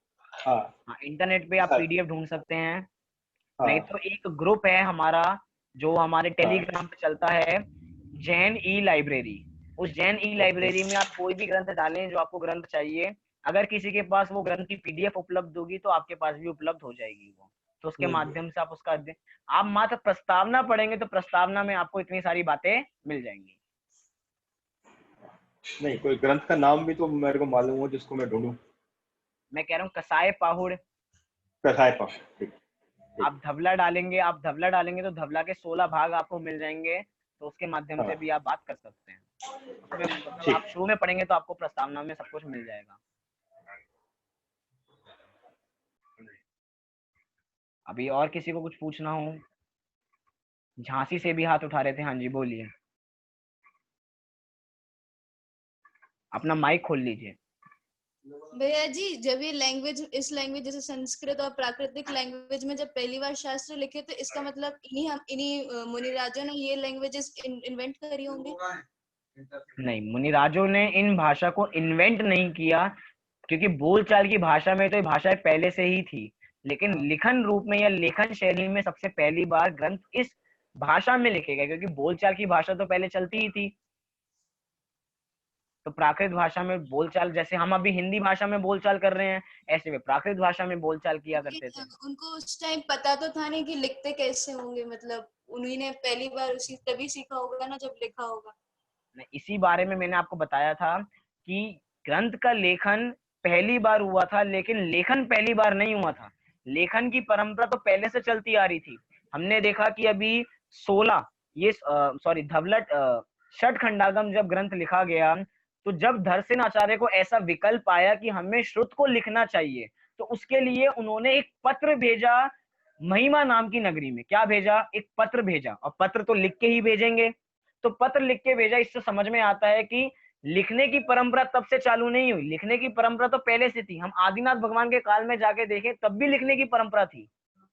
हम देखते हैं उनकी जो दो पुत्रियां थी, ब्राह्मी और सुंदरी, तो ब्राह्मी लिपि एक आज चलती है, वो उन्हीं के नाम से चलती है, क्योंकि आदिनाथ भगवान की पुत्री को, भगवान की कोई पुत्री नहीं होती, ऋषभ देव की पुत्री, तो उनको ब्राह्मी लिपि आती थी, उनको ब्राह्मी लिपि सिखाई गई थी, तो लिखना तो तब भी आता था, लेकिन ग्रंथों का सबसे पहली बार लेखन इस तिथि को हुआ था, इसकी वजह से श्रुत पंचमी नाम से तिथि चलती है।